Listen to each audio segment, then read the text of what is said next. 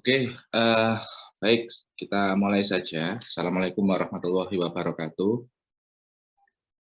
Jadi untuk Selasa ini ya, sesuai dengan jadwal, nanti topik bahasan kita sebenarnya banyak ya. Jadi kalau kita lihat alokasi waktu 1 jam, menurut saya sendiri sih kurang sebetulnya. Tapi coba kita sampaikan poin yang penting, terutama yang garis besarnya, karena nanti kita akan langsung sambung ke materi praktikum ya, materi praktikum untuk protozoologi ini, karena kalau total pertemuan kan dari 4 topik itu nanti kita sudah harus melaksanakan ujian praktikum ya, kalau kalian lihat di jadwal itu.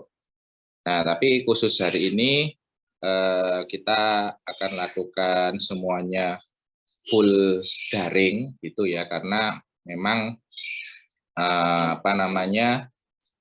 terkait dengan yang pertama, kalau sesi praktikum itu memang nanti dari awal memang kita planning dengan slide atau PPT itu ya. Terus kita sebelum ke praktikum kita yang perkuliahan dulu ini.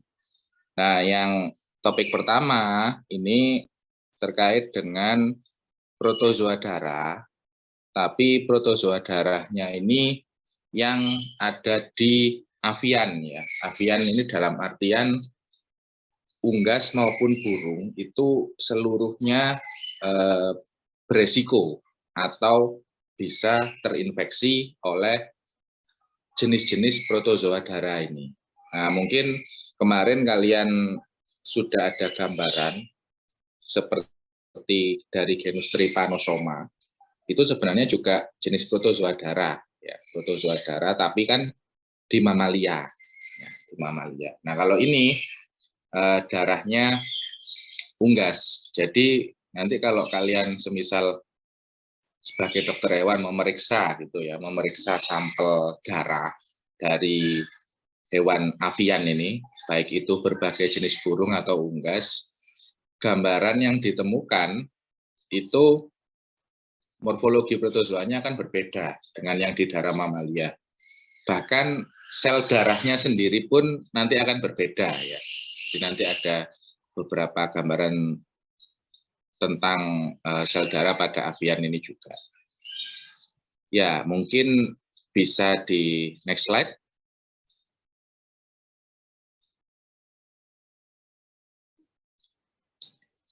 Nah, jadi di protozoa darah unggas dan burung ini sebenarnya nanti kita akan mengulas 3 genus ya. Jadi ada 3 genus saja.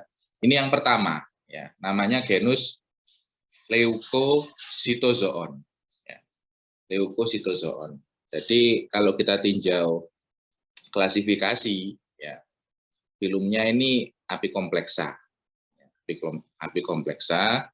Terus kemudian familinya ini ya. Jadi protozoa darah unggas itu mayoritas Plasmodidae ya, Plasmodidae ini familinya. Genusnya Leucocytozoon. Ada ini spesiesnya ini yang istilahnya itu yang sering ditemukan gitu ya. Ada Simondi, Kauleri, Sabradesi, Smithi. Ini pun nanti trennya juga berbeda. Ada yang dominan pada ayam, ada yang dominan pada mungkin jenis ini ya, IT atau unggas air yang lain. Ada yang dari dominan ditemukan di jenis burung-burung liar. Nah, itu trennya bisa berbeda, meskipun pada prinsipnya ya semuanya bisa masuk ini, bisa terinfeksi. Pokoknya hostnya itu atau inang definitifnya itu dari jenis avian ya, dari unggas maupun burung. Nah, ini untuk Leucocytozoon. Oke, next slide.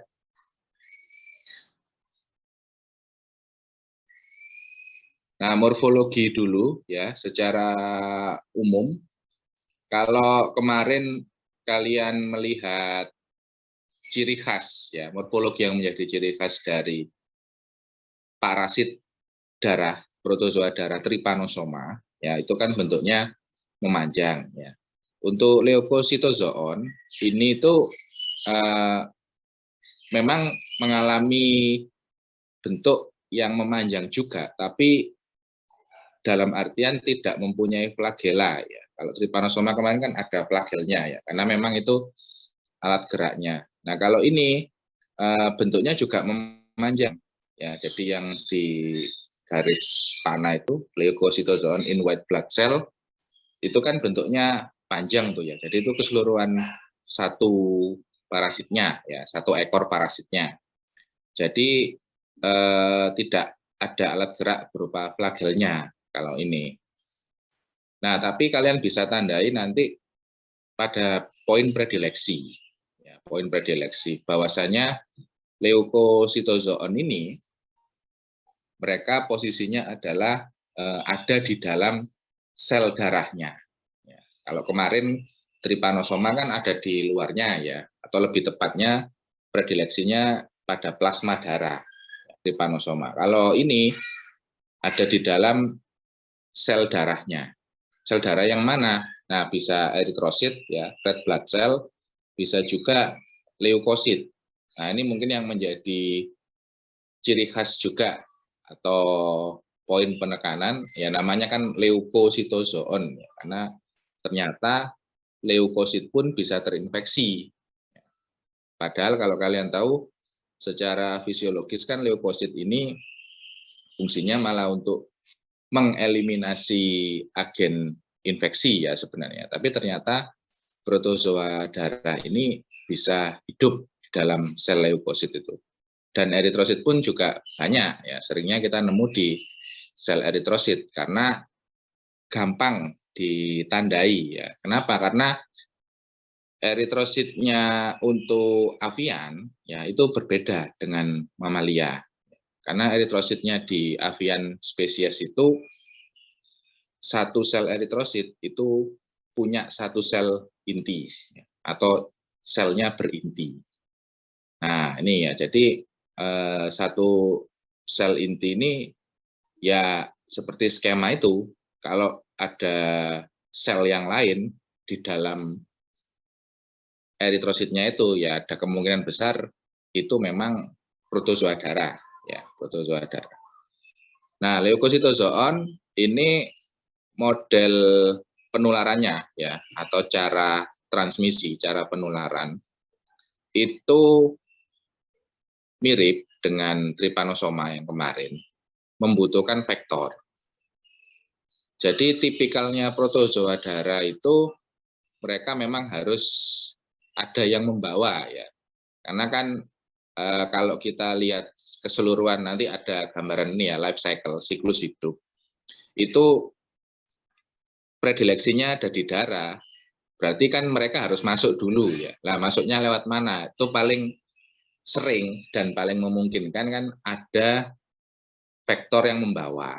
Biasanya ini ya tipikal-tipikal insekta atau serangga pengisap darah ya, seperti nyamuk, kalau kemarin kan lalat gitu ya, ada lalat tabanus, terus kemudian tipe-tipe pengisap darah yang lain, ini juga sama, ini lalat sebetulnya ya, tapi nama genusnya berbeda ya, Culicoides sama Simulium ya.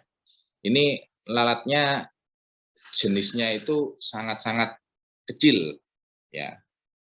Kalau secara kasat mata mungkin kalau orang awam yang tidak belajar tentang serangga ya atau entomologi, mungkin malah kita kira itu nyamuk ya, padahal berbeda karena ukurannya yang memang kecil itu tadi, tidak lebih kecil dari lalat rumah bahkan ya. Ini biasanya yang beberapa tempat yang di peternakan unggas misalnya ya, itu banyak ditemukan jenis-jenis genus Culicoides sama Simulium ini. Nah, khususnya ya ini selain unggas sebenarnya berbagai jenis burung itu juga beresiko ya. Ini penyakitnya namanya leukocytozoonosis atau malaria-like disease.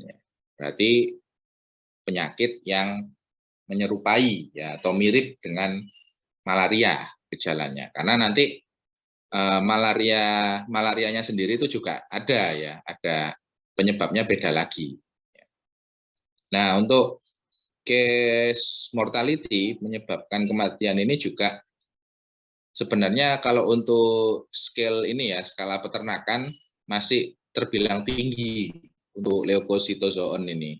Jadi ya tetap perlu untuk diwaspadai, mengingat penyebarannya juga dari serangga-serangga pengisap darah yang kecil tadi, seringnya lepas dari pengawasan kita, biasanya di satu peternakan pindah ke peternakan yang lain itu sangat cepat menyebarnya ya, karena kan vektornya bisa terbang ya, bisa beralih dari satu tempat ke tempat yang lain.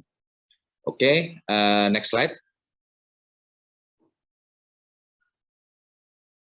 Nah, ini gambaran mikroskopis ya, gambaran mikroskopis. Jadi kalau kalian lihat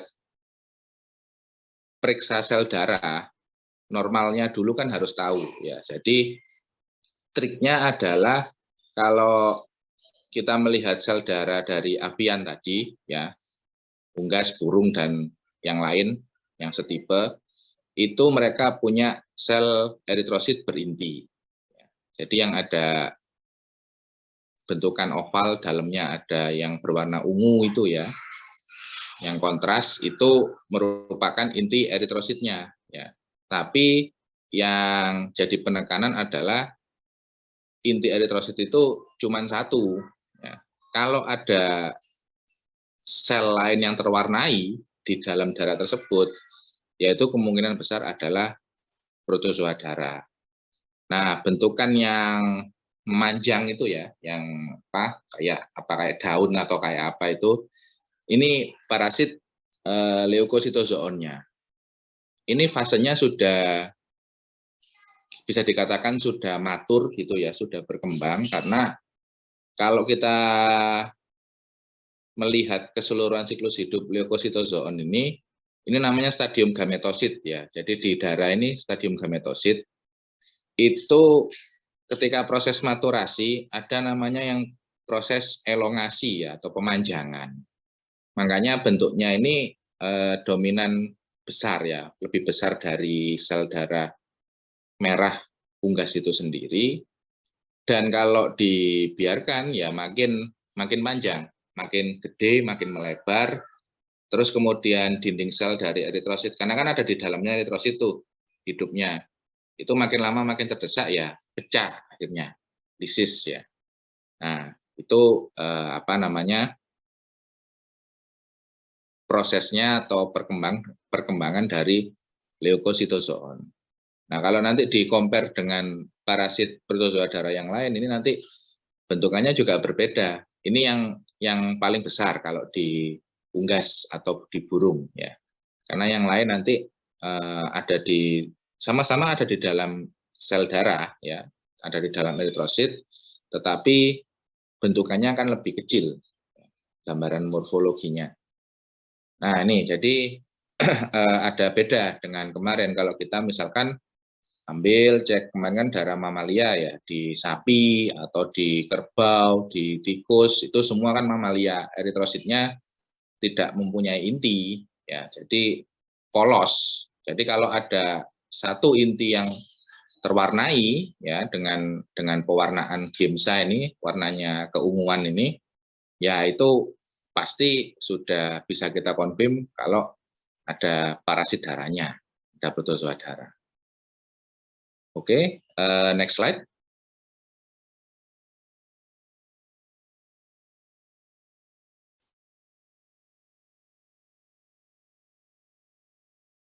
Nah, ini sedikit ulasan dari vektornya ya. Nanti detailnya mungkin kita akan pelajari lebih lanjut di entomologi. Jadi prinsipnya kalau di vektor ini kan jenis lalat ya, tapi lalat yang pengisap darah.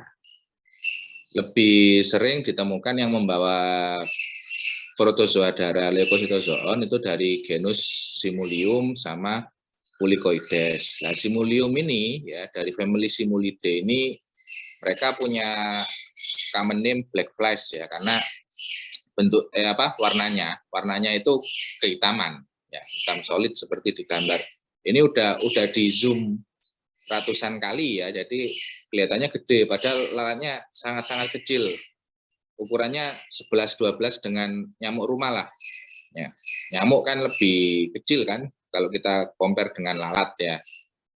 Nah, ini juga sama, Simulium ini selain dari ukuran tubuh, siklus hidup pun hampir mirip ya, karena mereka ini meletakkan telurnya di lingkungan yang semi akuatik sebenarnya. Kalau kalian lihat larva atau jentik-jentik nyamuk itu kan hidupnya memang di air ya.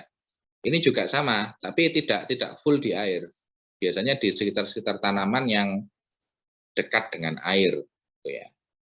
Nah, ini yang sebenarnya belum banyak dipahami gitu ya. Ketika kita misalkan membuka tempat lokasi peternakan unggas gitu ya.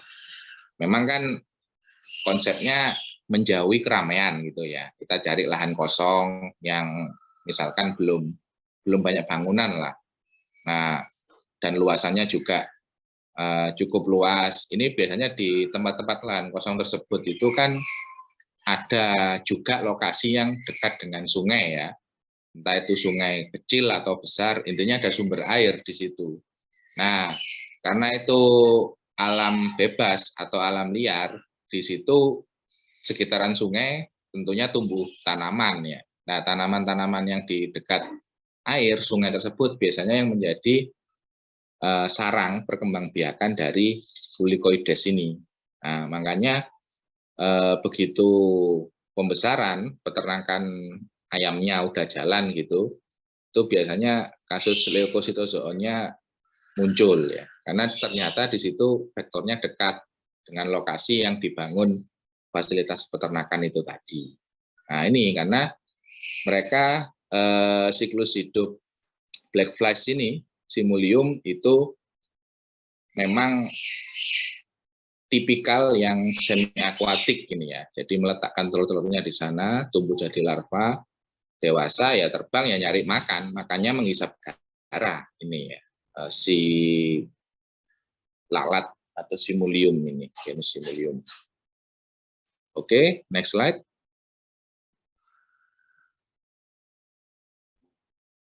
Nah, Kulicoides ini sama, cuman tidak full black atau tidak full hitam. Tipikalnya Kulicoides ini kalau kita lihat jarak dekat, sayapnya, ya, pattern atau motif sayapnya itu kayak totol-totol ya, ada motifnya itu. Ini juga ukurannya juga kecil, tapi menghisap darah juga. Nah, jadi Kulicoides maupun Simulium mereka dua-duanya berpotensi menularkan leukositozoonosis. Oke, next. Nah, ini nih yang penting ya, seperti biasanya kuncinya kan ada di life cycle atau siklus hidupnya. Nah, ini berbeda jauh dengan protozoa darah maupun pencernaan yang dipelajari di materi sebelumnya ya. Karena ini tadi secara klasifikasi kan filumnya udah beda ya. Ini kan tipikal life cycle dari Apicomplexa ya, seperti ini ya. Mungkin kita akan mulai dari yang atas sendiri itu ya, sporozoid. Sporozoid itu kan dalam kurung saliva ya. Saliva kan sudah tahu semua kan, air liur ya, salivaria. Nah, cuman permasalahannya ini salivanya siapa ya? Saliva yang dimaksud ini adalah saliva dari vektor. Nah, jadi bisa Simulium, bisa Kulicoides tadi ya, lalat ya. Jadi bukan nyamuk mereka, lalat. Tapi menghisap darah. Nah, sporozoid ini banyak ditemukan di air liurnya vektor tadi. Jadi ketika mereka menghisap darah dari induk semangnya, ya bisa unggas dan beberapa jenis burung, itu otomatis sporozoid ini akan ikut masuk, ya, ikut aliran darah. Nah, kemana ini target organnya, ya, karena kan lewat aliran darah ini, lewat pembuluh darah itu kan jalannya, ya, rutenya. Tapi kalau target organnya kan bisa ke beberapa organ. Nah, tapi kalau leukositozoon ini ternyata mereka dominan lokasinya, ya, atau predileksi mereka untuk melanjutkan siklus hidupnya ini bisa di hepar, bisa di usus juga. Yang paling banyak, ya, yang paling mendominasi. Nah, jadi mereka akan masuk di sana nih, sporozoid. Ya, sporozoid ikut aliran darah menuju organ, bisa liver, bisa intestinal ini ya, hepar sama usus. Nah, di sana sporozoid ini akan berkembang, ya, menjadi fase atau stadium berikutnya, namanya sizon. Ya, sizon. Prosesnya sizogoni. Ya. Jadi hasilnya ya sizon ini, sizogoni. Jadi gambarannya itu sporozoid itu bentukannya kecil-kecil, tapi jumlahnya banyak, bisa ratusan bahkan ribuan. Nah, begitu sudah ketemu predileksi di hepar atau di usus ini, sporozoid yang kecil-kecil tadi, yang jumlahnya ratusan sampai ribuan ini, mereka akan mengumpul jadi satu nih, mengumpul jadi satu. Nah, ini yang dinamakan sizogoni ya. Terus kemudian membentuk sizon ini. Nah, jadi ada di dalam organnya sekarang ya, ada di dalam jaringan. Kalau tadi kan masih di aliran darah ya. Nah, di dalam jaringan ini, sizon yang terbentuk tentunya juga mengalami perkembangan ya, mengalami fase maturasi juga. Kalau sizon ini sudah, ya bisa dikatakan sudah matang gitu ya, sudah matur, itu mereka akan menuju ke fase stadium berikutnya, yaitu merozoid namanya, merozoid. Nah, jadi kalau tadi sporozoid kecil-kecil ngumpul jadi satu, itu ya, makanya bentukan sizon itu relatif besar, karena terdiri dari beberapa sel, ya, terdiri dari beberapa sel. Nah, tapi kalau sizon ini sudah matur, mereka akan lisis ya, pecah. Jadi dindingnya sizon ini pecah. Dan mereka akan merilis individu baru yang namanya merozoid. Ini ya, merozoid. Jadi sporozoid tadi berkumpul, masuk di satu tempat, sizogoni ya, menjadi sizon, terus pecah, keluar fase yang baru, ini namanya merozoid. Ya. Merozoid. Nah, pecah ini kan berarti rilis kembali kan, rilis keluar dari jaringan, ya, keluar dari jaringan kembali ke peredaran darah, ya, peredaran darah. Nah, di peredaran darah tersebut ini mereka akan menuju predileksi yang baru lagi, ya.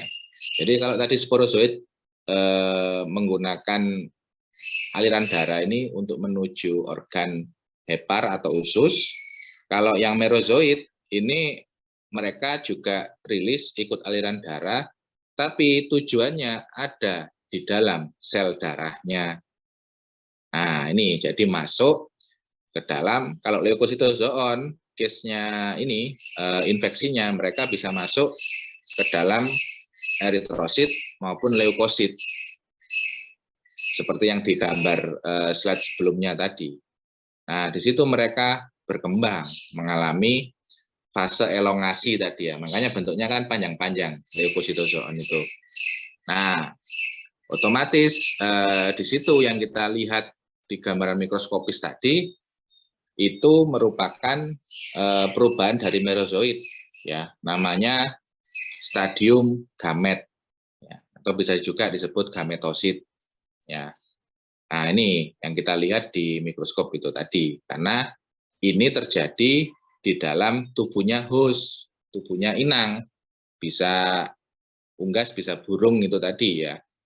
Makanya kalau kita melihat ambil sampel darah, itu yang terlihat ya pada saat mereka berkembang menjadi gamet ini. Jadi dari cycle nanti kalau mungkin sedikit gambaran ya, kita kaitkan dengan diagnostik menggunakan cek darah ini. Prinsipnya sama dengan trypanosoma kemarin ya. Karena kalau case infeksinya ini yang masuk tidak terlalu tinggi, ya, tidak terlalu banyak parasit darah yang masuk ke dalam tubuh, itu kadangkala di gambaran pemeriksaan darah ini tidak terdeteksi. Ya. Artinya bukan belum tentu negatif, tapi mereka memang bisa jadi belum berkembang, ya, masih berkembang, masih di tahap season. Season kan ada di jaringan, sedangkan kita ngeceknya sampel darah, ya nggak ketemu. Tapi begitu kita tunggu beberapa hari, ketika mereka udah rilis masuk ke dalam sel darah, kita ambil kembali sampling darahnya, kita periksa di mikroskop, itu baru terdeteksi. Nah, ini memang perlunya peneguhan diagnosis kan ada di sana ya, karena kadangkala satu metode ini tidak bisa untuk mendeteksi penyakit tertentu. Tuh. Nah, gametosit yang sudah matang ini tadi ya, sudah matur, yang mengalami elongasi panjang-panjang itu tadi di sel darahnya unggas maupun burung, ini mereka menunggu terhisap kembali oleh vektor lalat penghisap darah ini ya, bisa simulium, bisa kulikoides. Jadi kalau ada vektor hinggap lagi, mereka kan menghisap darah lagi tuh, lalatnya ini ya. Nah, ketika menghisap darah, ya otomatis sel darahnya kan ikut masuk ya. Nah, sel darah yang sudah terinfeksi leukositozoon berarti akan masuk ke dalam tubuhnya lalat, masuk ke dalam tubuhnya vektor. Nah, dari tubuhnya vektor tersebut, karena ini kita asumsikan kan makan ya, menghisap. Mereka kan menghisap nutrisinya dari darah. Darahnya dihisap, dimakan, masuk ke dalam saluran cernanya vektor kan, masuk di ususnya lalat. Ya, masuk di ususnya lalat. Nah, gametosit yang masuk di intestinalnya lalat ini, itu mereka juga mengalami perkembangan kembali. Ya, gametosit akan namanya apa ya, berdiferensiasi ya, berdiferensiasi. Jadi dua, gametosit ini nanti jadi namanya makrogamet sama mikrogamet ya. Dimana kalau kita asumsikan makrogamet dan mikrogamet ini itu sepasang ya. Sepasang ini maksudnya kalau seksing ya jantan dan betina. Nah, ketika makro dan mikrogamet ini bertemu ya, mereka akan menghasilkan kalau sel jantan dan betina bertemu kan akan menghasilkan pembuahan ya. Nah, hasil pembuahannya ini kalau di apikompleksa namanya ookista ini ya. Ookista. Jadi calon individu barunya, calon embrio barunya gitu. Nah, ookistanya kalau sama prinsipnya, kalau sudah beberapa hari mengalami maturasi juga, berkembang jadi fase berikutnya. Jadi ookista ini bentukannya mirip dengan ini ya, dengan proses sizogoni ya. Jadi ya semacam selubung telur gitu ya, bulat gini. Nanti kalau sudah matur sama dengan sison tadi, membrannya akan lisis, pecah, dan mereka akan merilis fase siklus yang baru, yaitu sporozoid. Nah, sporozoid ini tadi kan di usus ya, di ususnya lalat, kemudian matang, pecah, rilis, sporozoid ini akan bergerak dari saluran cerna yang di intestinal menuju sampai saluran cerna bagian atas ya, di bagian mulut, tapi bagian mulut spesifiknya ada di glandula salivaria dari vektor tersebut. Nah, ini menunggu untuk vektor tadi menghisap darah kembali. Nah, begitu terulang lagi nih siklusnya sporozoid masuk. Nah, ini ya, jadi apa namanya, di sini ada host, ada vektor, terus kemudian ada parasitnya itu sendiri ya, ada leukositozoonnya sendiri. Nah, kalau jadi semua informasinya sebenarnya sudah lengkap di sini ya, tipikal dari cara penularan untuk protozoa darah pada avian ini ya.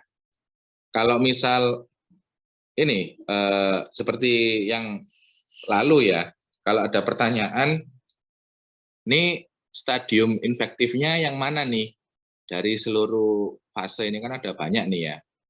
Nah, menurut kalian yang mana jawabannya kalau stadium infektif ya? Dari keseluruhan efek.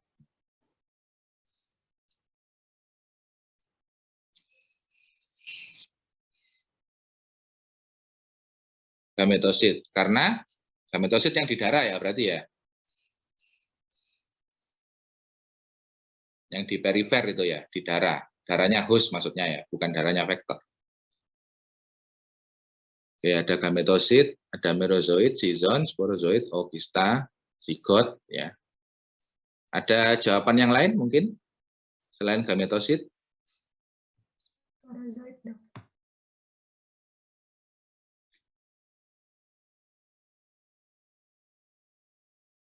Ya, kalau stadium infektif ini apa? Kalau kita lihat ini ya life cycle-nya leukositozoon, itu stadium infektifnya adalah sporozoid.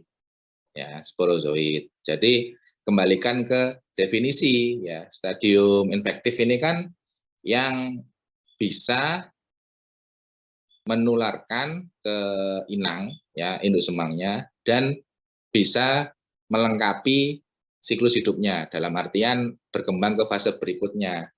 Nah, kalau yang masuk sporozoid ini kan dibawa vektor tadi kan, di salivanya vektor, mengisap darah, masuk, ya mereka akan berkembang jadi zizon, zizon jadi merozoid, kan gitu ya. Tapi kalau gametosit ini kan ada di dalam ininya, di dalam darahnya unggas atau burung. Ini kan mereka kan nggak bisa menulari ya, gametosit kan ada di dalam darah ya. Kalaupun dibawa vektor, itu pun harus berkembang dulu di tubuhnya vektor sampai jadi sporozoid.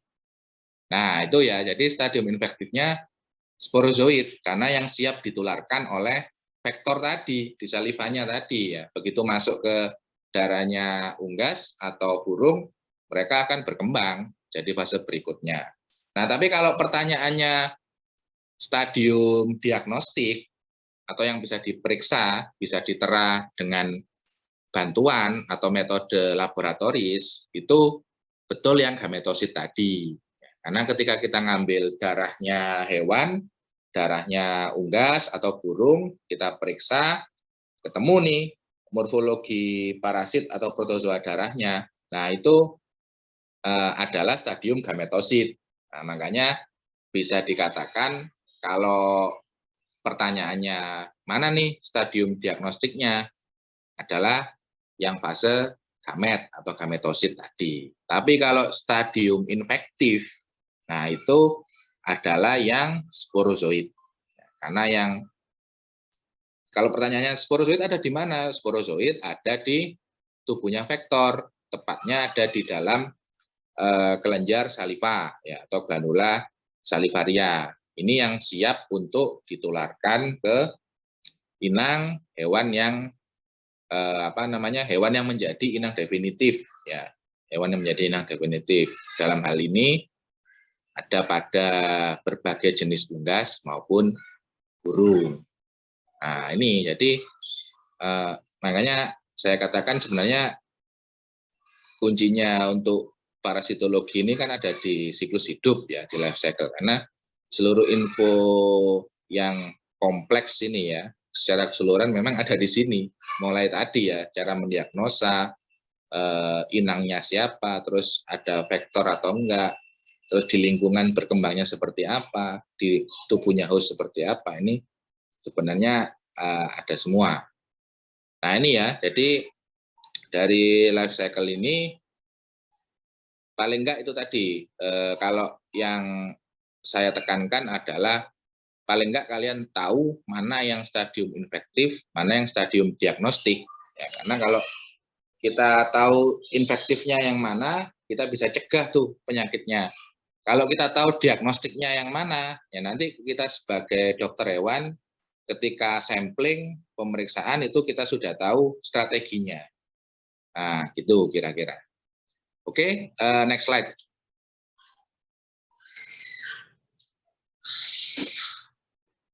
Nah, ini mungkin gambaran lebih jelasnya ya tadi simpelnya seperti itu, tapi jelasnya yang di slide ini ya kurang lebih sama lah yang saya jelaskan tadi. Nah ini ya, jadi fase tipe cycle-nya apikompleksa itu memang seperti ini ya.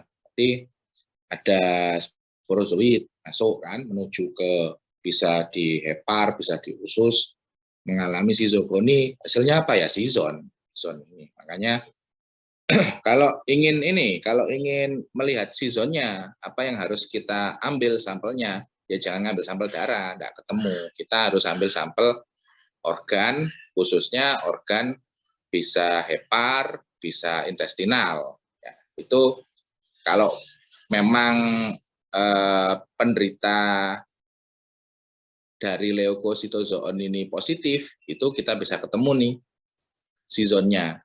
Ya. Nah ini juga mungkin yang menjadi poin pembeda ya dari protozoa darah yang lain, bahwasanya sizonnya leukositozoon itu ukurannya memang dominan besar. Ya, makanya ada yang menyebut juga di beberapa referensi itu kalau season dari leukositozoon itu juga disebut sebagai megalosizon. Karena memang ukurannya yang dominan besar tadi ya.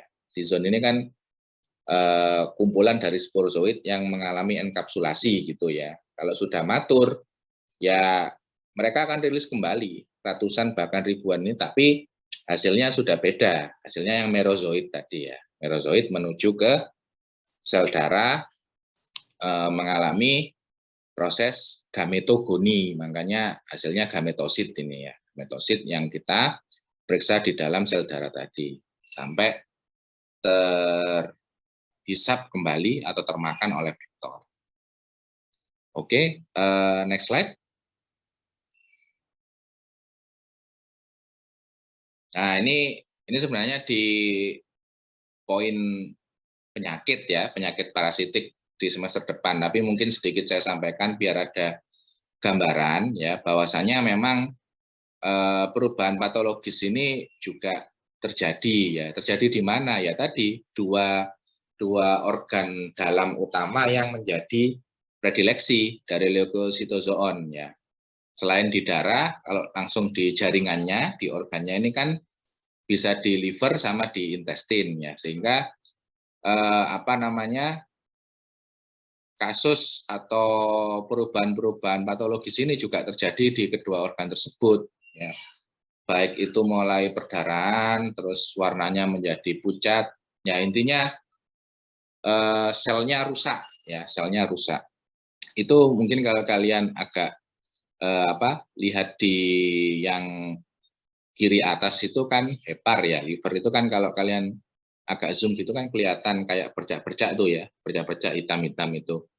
Nah ini sebenarnya seasonnya, ya tipikal seasonnya dari leukositozoon, karena memang ukuran yang sangat besar ya, sampai terlihat kasat mata bintik-bintik hitam itu. Kalau kita ambil sediaan jaringannya, kita periksa dengan sediaan preparat histopatologi, itu akan terlihat bahwasanya enkapsulasi season itu ada di dalam sel hepar yang terinfeksi itu tadi.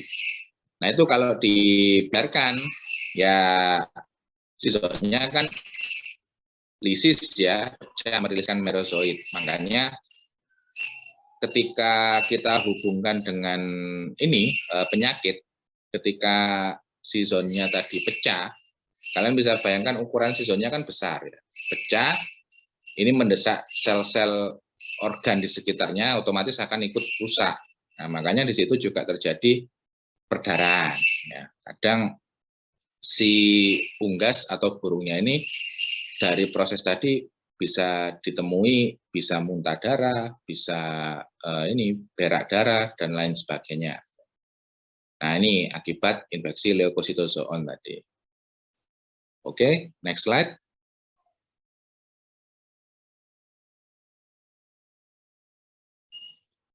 Nah, ini berikutnya adalah dari genus Plasmodium, ya, Plasmodium. Secara klasifikasi ini ya sama, filum masih Apicomplexa, family Plasmodidae, ya, spesies juga sama, ada sebenarnya ya ada ratusan juga, tapi yang sering ditemukan nih ya di Gallinaceum, ini di berbagai jenis unggas ketemu ya, Jungsta nuklear, elongatum dan lain sebagainya. Oke, next slide. Nah, Plasmodium ini juga tipe protozoa darah yang intraeritrositik, ya, intraeritrositik. Lah ini kalau ini malah spesifik eritrosit ya. Kalau tadi leukositozoan bisa di leukositnya, tapi kalau Plasmodium ya, genus Plasmodium ini ada di dalam eritrosit dari induk semang. Ya. Jadi induk semangnya ini masih apyan, ya sama, masih bisa unggas, bisa juga burung.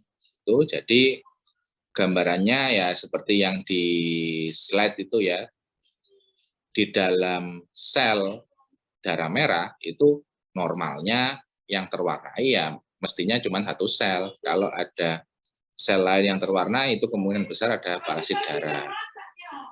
Nah, genus Plasmodium yang ini, yang di unggas atau burung itu juga sama terdeteksi di dalam sel eritrosit tersebut. Oke, mungkin next slide. Nah, secara umum kurang lebih sama ya. Jadi ini yang terlibat tetap ada vektor ya. Untuk perkembangannya juga sama, infektif ini sporozoid ya. Berarti ada di saliva, glandula salivaria dari vektor masuk sizon ya, membentuk sizogoni di dalam organ, pecah rilis merozoid ya. Kemudian merozoid mengalami gametogoni, terisap kembali ke vektor kan gitu. Prinsipnya secara umum seperti itu ya. Cuman ookista ya hasilnya yang zigot tadi itu kalau di Plasmodium ada beberapa referensi yang menyebutnya sebagai ookinet memang ya. Ookinet karena ada sedikit perbedaan morfologi ya kalau secara mikroskopis. Nah, tapi bedanya dengan leukositozoon tadi ya, itu adalah vektor yang membawa. Kalau tadi lalat, kalau yang sekarang itu dibawa oleh nyamuk. Ya, nyamuk. Makanya kalau di manusia mungkin kalian familiar dengan penyakit malaria kan. Malaria itu kan juga Plasmodium tuh penyebabnya. Nah, jadi disebabkan protozoa juga. Plasmodium malaria pada human itu ya, pada kita itu kan kasusnya juga tinggi. Lah dari mana Plasmodium yang di manusia tadi masuk ya dari vektor nyamuk ini. Nyamuk kan juga menghisap darah ya, nyamuk juga menghisap darah. Nah, dan yang di unggas atau burung ini juga sama. Makanya namanya ya avian malaria ya. Atau malaria unggas atau malaria pada burung, nama penyakitnya maksudnya ya. Nah, nyamuk yang membawa apa saja ya pada prinsipnya semua nyamuk bisa ya. Tapi kalau kita bicara habitat alaminya yang ada di alam liar ini biasanya dari genus Aedes ini banyak ya, lebih sering ditemukan. Anopheles juga seperti itu. Anopheles ini kan juga yang identik dengan penularan Plasmodium di manusia kan ya, Anopheles. Kalau Culex ini ya nyamuk-nyamuk rumah ya, nyamuk-nyamuk rumahan. Jadi bisa membawa Plasmodium juga, tapi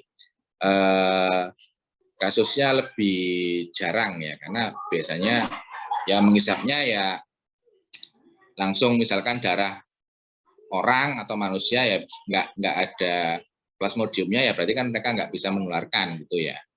Tapi kalau di alam liar seperti di burung-burung liar itu banyak, makanya yang menjadi vektor dari genus Aedes, Anopheles itu lebih dominan. Oke, next slide.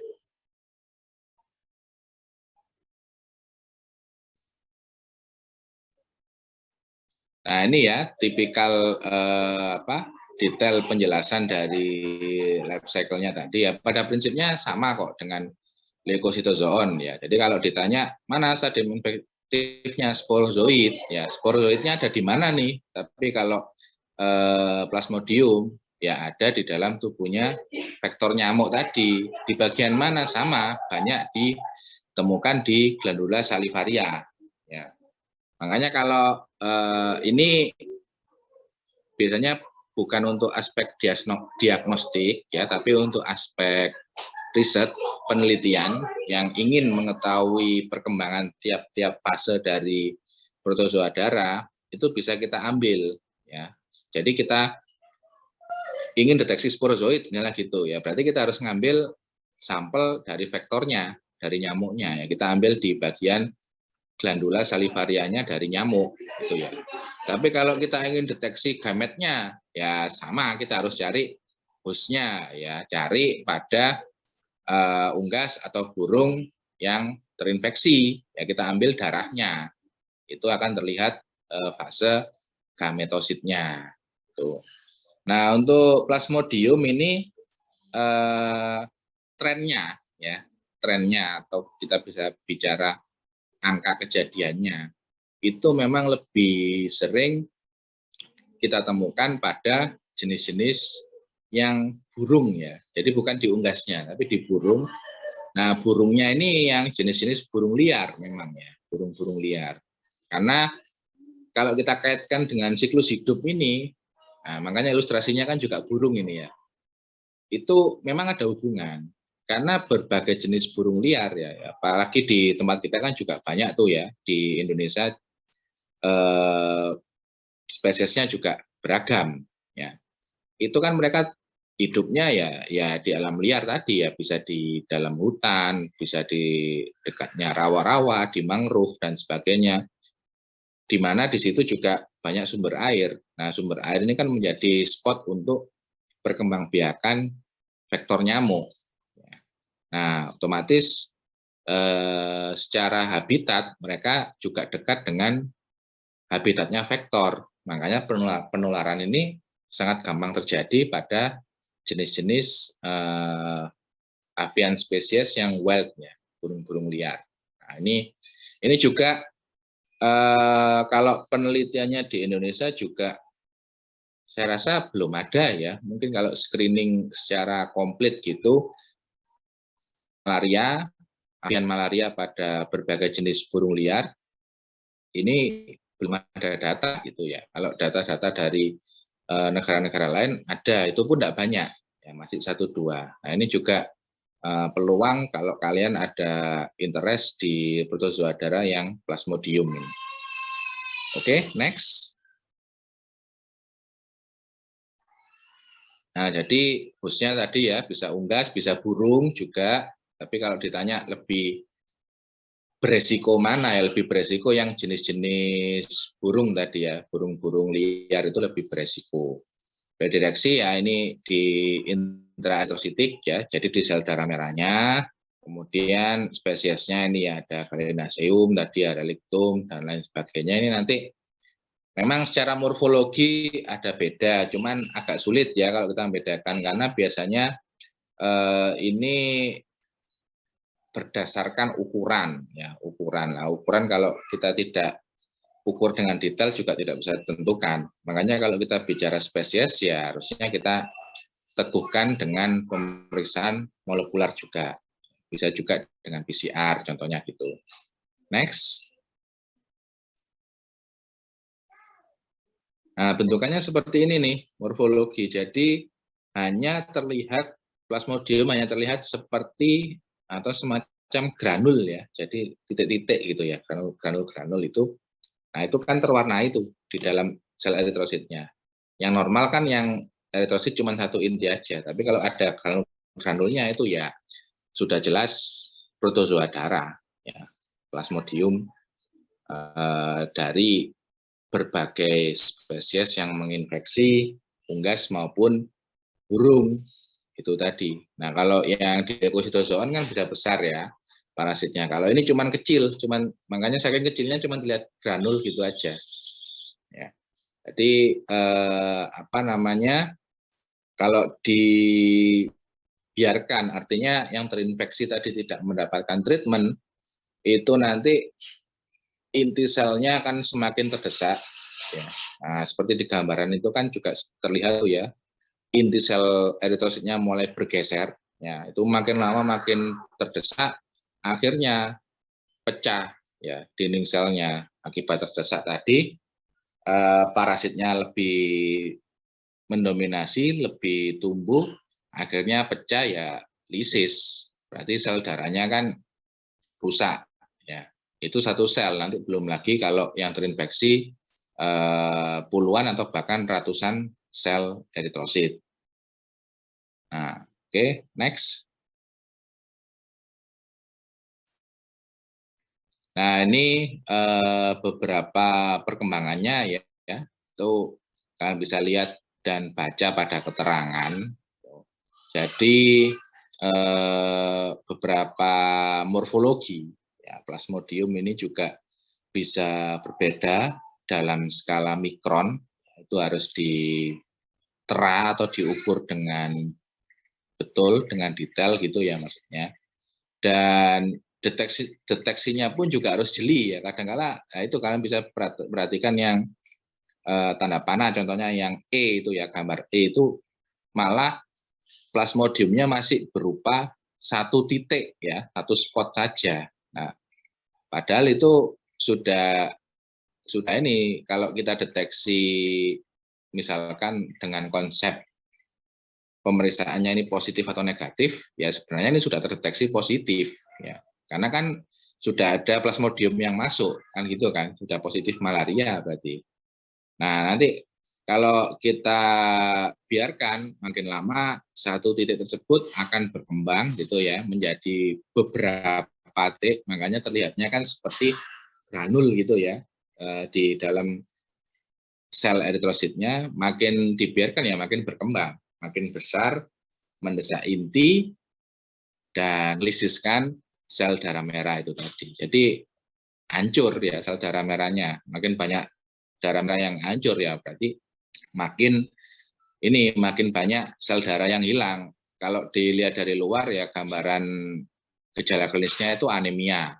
Makanya hewannya itu terlihat pucat kalau dari luar. Kalau apa namanya ada plasmodium yang masuk dalam sel darahnya. Nah, itu makanya gametosit ya itu bisa fasenya perkembangannya itu bisa berbeda meskipun kita deteksi di sel darah. Sama dengan leukositozoon tadi kan.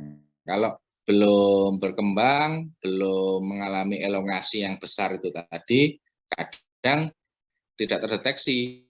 Hasilnya mungkin terlihat negatif padahal perkembangannya masih di fase sizogoni ya, masih jadi sizon. Makanya belum terdeteksi.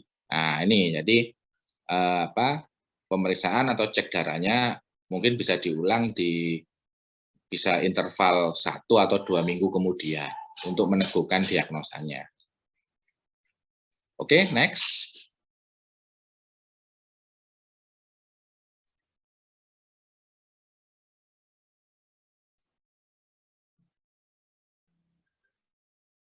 Nah, ini untuk plasmodium juga ada stadium yang di luar eritrosit.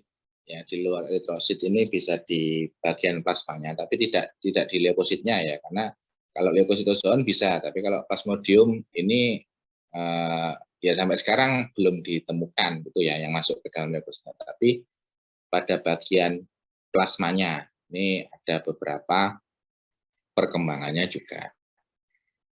Oke, next slide.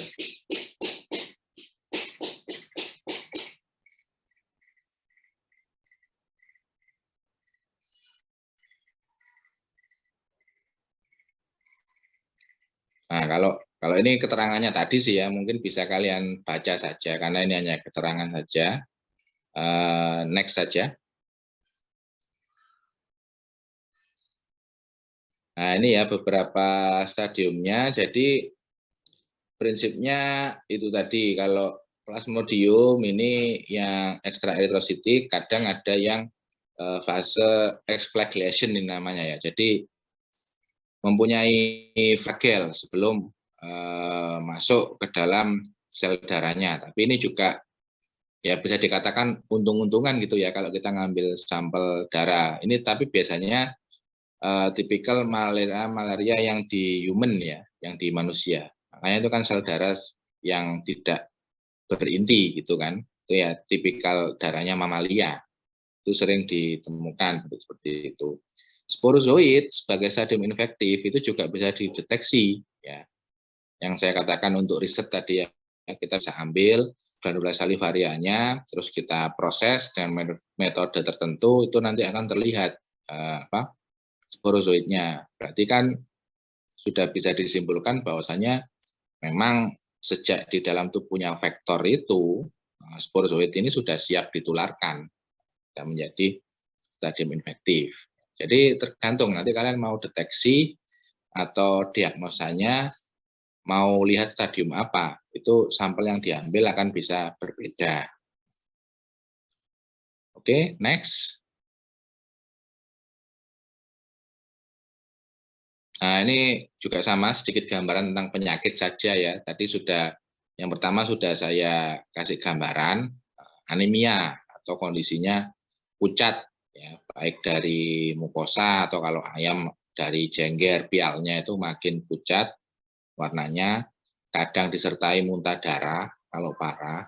Nah, ini bintik-bintik pada liver atau hepar itu juga sama, akibat proses maturasi dari sison tadi. Kalau udah matur, sisonnya rilis, ya pecah, makin banyak darah yang keluar dari sana, karena kan jaringannya rusak.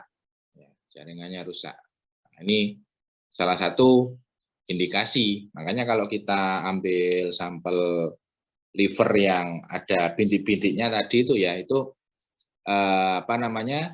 bisa kita deteksi kalau kita ingin melihat sisonnya. Ya. Ini ya belum tentu plasmodium memang, tapi mengarah ke sana. Ya, suspek. Ya, suspek. Oke, next slide.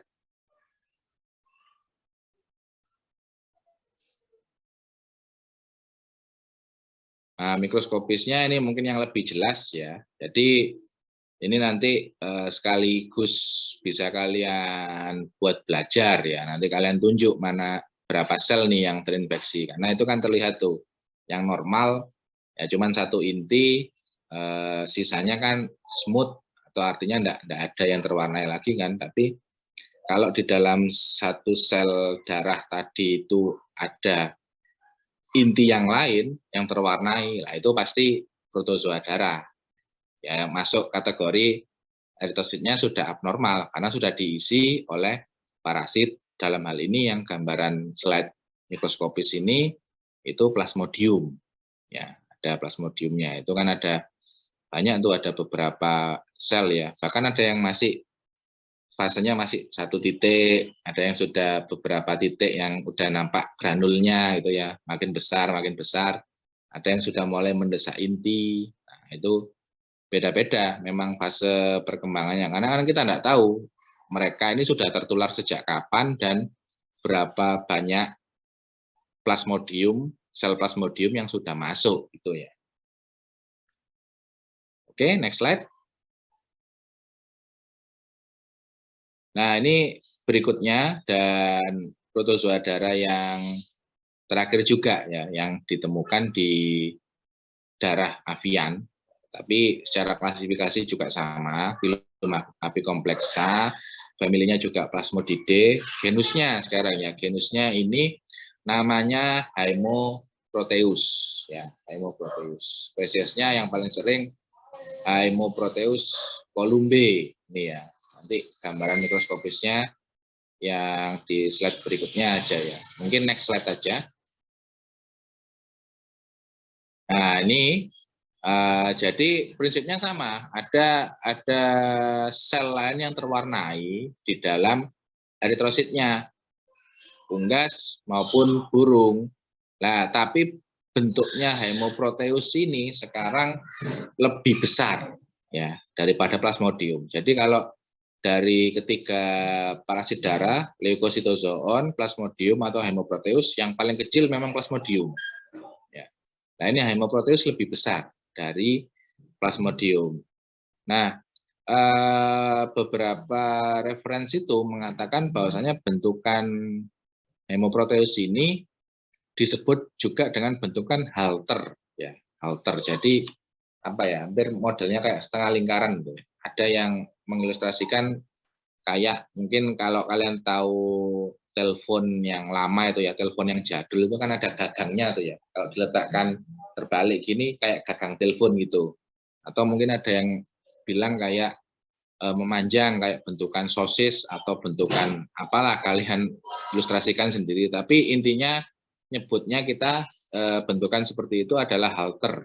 Ya, nah itu sama di dalam darah inang definitif merupakan gametositnya ya, yang kita terdeteksi dengan bentuk halter itu tadi. Nah, jadi ada di dalam eritrositnya nih, sama dengan plasmodium tadi. Nah, oke. Next slide. Nah, seperti ini ya bentukan halter. Jadi memang kalau kita compare dengan plasmodium tadi, yang hanya terlihat seperti titik atau bahkan hanya granul-granul saja ya, karena memang kecil ukurannya. Kalau ini lebih besar lagi ya. Tapi tidak sebesar leukositozoon, karena leukositozoon punya proses elongasi tadi ya pada gametositnya sehingga bisa lebar dan memanjang. Tuh. Nah, kalau ini lebih intraeritrositik, ya, jadi masih di dalam eritrositnya. Next slide. Nah, ini ilustrasi fase perkembangannya ya. Jadi yang bentukan halter yang sudah sempurna itu yang notasi H itu ya. Jadi sudah ya istilahnya sudah matur lah, sudah matang itu ya. Jadi besar memang. Kalau mungkin di zoom lagi secara mikroskopis itu juga mereka juga punya granul sih ya, tapi bentukannya tidak sejelas yang di plasmodium tadi karena memang ukurannya lebih besar.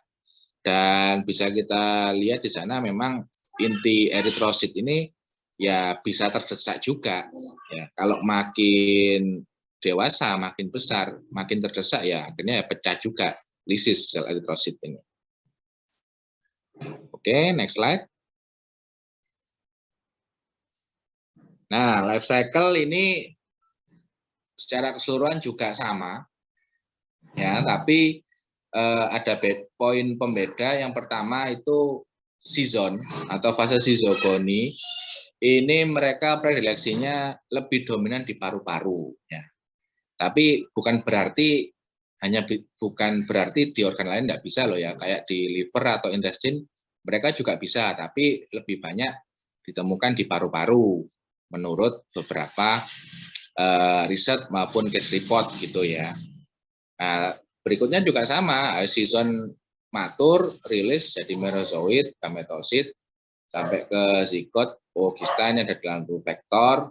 Nah, vektornya ini sekarang ya, vektornya ini kembali lagi ke lalat penghisap darah, tapi genus yang berbeda. Ya, genusnya ini namanya Pseudolinsia ya, dari family Hippobosidae. Oke, next slide. Nah, ini kalau kalian ingin lihat bagaimana morfologi lalatnya ya. Ini namanya lalat Pseudolinsia canariensis. Ini merupakan lalat yang sering ditemukan di jenis burung merpati memang ya. Makanya ilustrasinya itu kan burung merpati atau burung dara. Karena mereka banyak di di tubuhnya burung-burung merpati itu. Kalau kalian lihat dari penampakan luar tidak akan kelihatan ya, karena biasanya lalat Pseudolinsia ini mereka hinggap di sayap yang bagian dalam. Makanya burung merpati kan biasanya kalau di kandang itu ya diem gini kan sayapnya nutup ya nggak kelihatan. Tapi begitu kalian bentangkan sayapnya, kalian lihat bagian dalamnya, itu banyak lalat-lalat Pseudolinsia ini lagi menghisap darah. Nah, mungkin kalau kalian survei atau screening kayak di pasar burung itu kan banyak toh yang jual-jual burung merpati atau burung dara ini. Itu kan biasanya juga ini nih, juga lingkungannya juga ya bisa kita katakan buruk ya atau jelek, karena kan kadang satu kandang diisi mungkin bisa 10 ekor merpati gitu ya. Nah itu kalau satu ada lalat ini ya biasanya penularan hemoproteus ini bisa ke burung-burung lainnya yang sehat. Nah, karena kan menghisap darah. Nah, jadi kalau ditanya sporozoid sebagai stadium infektif itu ada di mana ya? Ada di dalam glandula salivarianya dari lalat Pseudolinsia ini, lalatnya merpati ini. Oke, next slide. Nah, ini juga sama fase perkembangan secara mikroskopis ya. Jadi memang sesuai dengan ilustrasi tadi ya, bentukan halter ini kalau sel gametositnya sudah matur akan terlihat dengan jelas. Dan ini tipikalnya dari hemoproteus ya. Jadi mudah dikenali kalau nemu sudah gini enak, mudah dikenali karena bentukan halternya kan jelas gitu ya. Tapi kalau masih kecil kadang kita masih ragu tuh karena bentukannya masih mirip-mirip sama plasmodium tuh ya. Nah, makanya fase perkembangan morfologi dari protozoa darahnya sendiri itu kita juga harus tahu ya supaya nanti bisa membandingkan ya pada prinsipnya memang semuanya terinfeksi protozoa darah, tapi kan protozoa darah minimal kita bisa kategorikan genus apa gitu ya. Ini next slide aja. Nah ini adalah yang nanti akan kalian temui dan paling sering juga. Ini namanya adalah kasus koinfeksi atau infeksi campuran. Infeksi campuran. Karena dari 3 tadi secara umum kan semuanya kan melalui vektor. Ya. Vektornya adalah vektor penghisap darah. Nah, masalahnya penghisap darah itu kan bisa berbagai jenis ya. Artinya satu ekor unggas atau burung itu kan bisa saja habis darahnya dihisap oleh simulium, terus hari berikutnya dihisap oleh Aedes, terus kemudian ada lalat Pseudolinsia juga hingga ke sana kan mungkin saja ya seperti itu. Sehingga yang masuk ke dalam sel darahnya ini akhirnya campuran ya, bisa berbagai jenis protozoa. Nah, ini yang memang yang lebih sering kita temukan di pemeriksaan. Jadi satu ekor ini terinfeksi oleh berbagai jenis protozoa darah. Nah, itu yang A sama B tanda panah ya. Itu yang panjang itu adalah leukositozoon. Sama stadium gametnya karena kan ini kita ngambil sampel darah dari hostnya tuh ya. Nah, terus ada juga plasmodium, ada juga hemoproteus. Ini bisa terjadi di dalam satu ekor inang definitif. Nah, ini makanya pemeriksaannya juga harus ini ya, harus pelan-pelan gitu ya, nggak bisa langsung screening mikroskop secara tergesa-gesa gitu, nggak bisa karena kita bisa melihat di sini satu individu bisa saja terinfeksi oleh 2 atau bahkan 3 jenis protozoa darah. Oke, next. Nah, ini ya kalau yang lebih lanjut kita lakukan pemeriksaan secara molekular gitu ya, molekular diagnostik, itu kita bisa melihat apa ini namanya, kekerabatan ya, phylogenetic tree dari berbagai protozoa darah itu tadi. Jadi ya prinsipnya di avian ada 3 itu tadi ya, Leukocytozoon, Plasmodium, sama Hemoproteus itu tadi. Oke, next. Oh, sudah habis ternyata ya. Mungkin ada pertanyaan sebelum kita lanjut. Ini masih ada satu materi lagi ya, kuliahnya ini.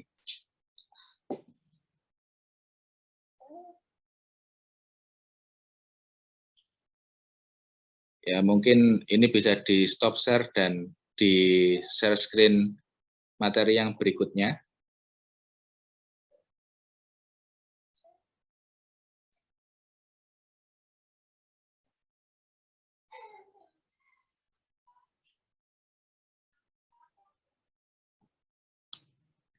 Nah, ini ya,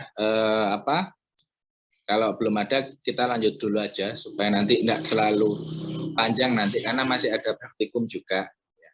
Nah, berikutnya ini untuk toxoplasma ya, toxoplasma. Mungkin ini yang lebih familiar, lebih sering kalian dengar atau baca beritanya gitu ya. Toxoplasma ini penyakit yang sangat berhubungan dengan kucing gitu ya.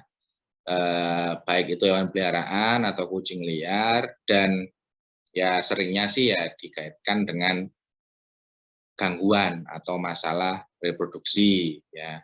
Ibu-ibu hamil bisa terjadi abortus, keguguran dan lain sebagainya. Itu ya banyaklah artikel yang bermunculan di media massa itu terkait dengan toxoplasma ini. Oke, mungkin next slide dulu. Nah, ini ya, jadi supaya sama-sama tahu, mungkin kalau kalian search atau browsing beberapa artikel itu, ya karena mereka tidak tahu ya, tidak ada basic ilmunya, banyak yang keliru menuliskan atau menyebut toxoplasma ini sebagai virus, ya, sebagai virus. Ya. Ada juga yang saya juga sempat baca 1-2 kali itu sebagai bakteri gitu ya, padahal bukan. Jadi toxoplasma ini merupakan jenis protozoa juga. Ya, protozoa berarti masuk golongan agen infeksi yang parasit. Ya, parasit. Jadi ini protozoa, bukan virus, bukan bakteri. Ya, jadi masuk ke dalam jenis protozoa. Nah, yang betul seperti itu. Nah, ini nanti sekaligus kita bisa klarifikasi ya, atau mungkin terkait dengan mitos atau fakta tadi yang kaitannya dengan ibu hamil dan sebagainya, ini nanti akan terjawab di siklus hidupnya toxoplasma ini. Nah, sampai saat ini ya, sampai hari ini masih ditemukan 1 spesies saja.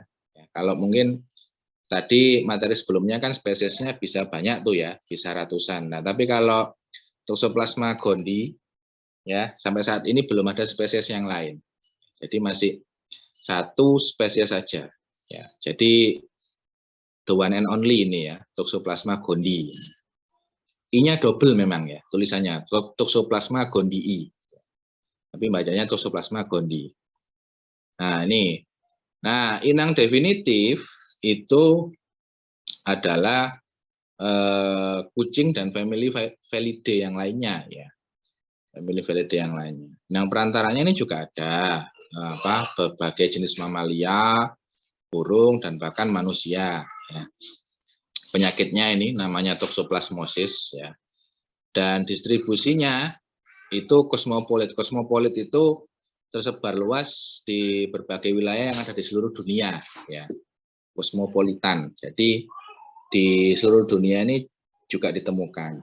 Nah, itu kalau kalian lihat di bagian bawah itu kan ada gambar hewan pengerat tikus itu ya. Ini merupakan inang yang pertama ditemukan Toxoplasma gondii. Ya, makanya nama gondii diambil dari situ ya. Jadi hewan pengerat ini namanya Stenodactylus gondii ya, atau Stenodactylus gundi.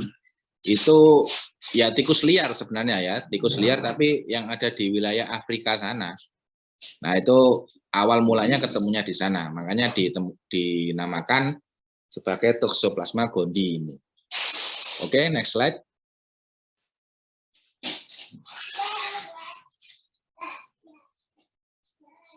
Nah ini ya, jadi sebenarnya semua Felidae itu apa? Keluarga kucing.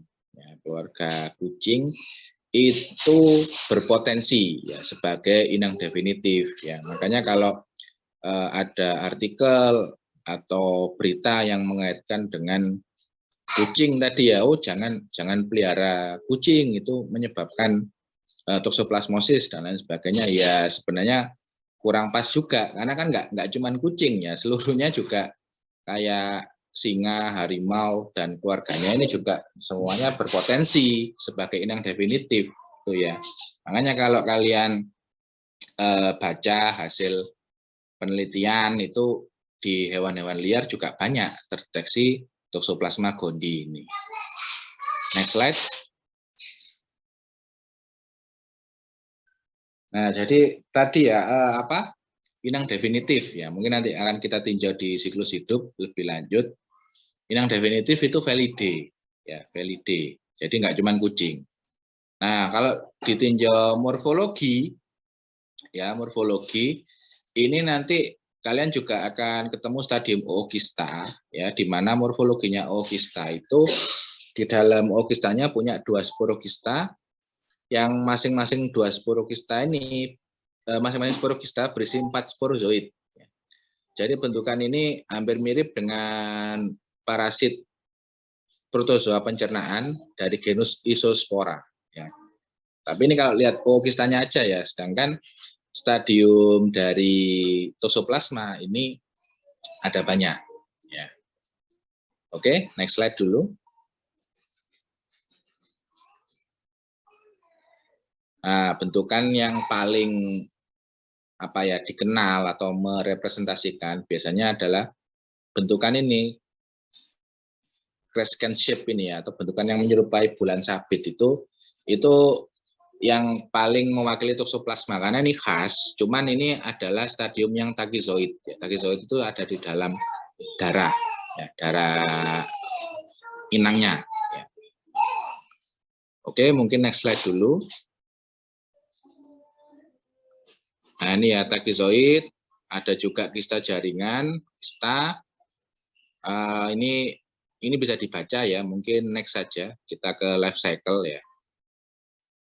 Nah ini stadium ya, stadium ini mikroskopis ya, jadi tidak kasat mata. Kista ini kita bisa lihat dari sampel feses ya.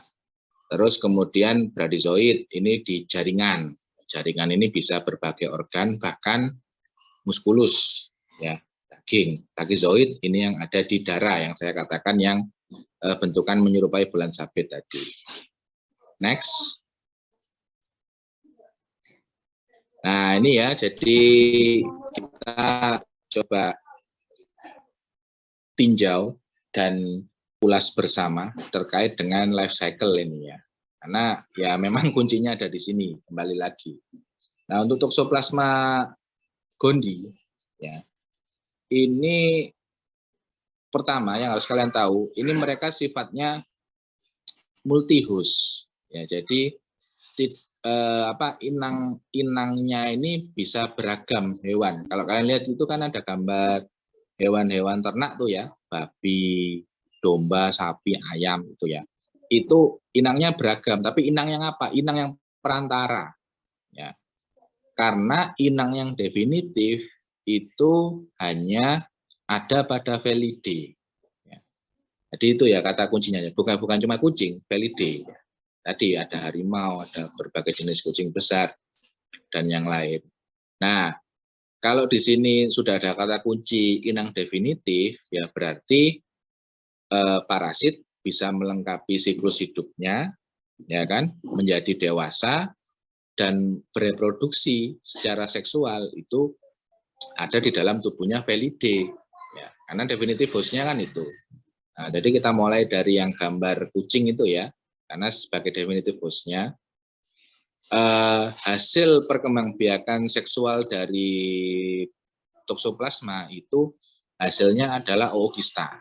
Ya, sama seperti prinsipnya P kompleksa yang lain ya. Ookista ini ya bisa dibilang embrionya ya, calon individu baru.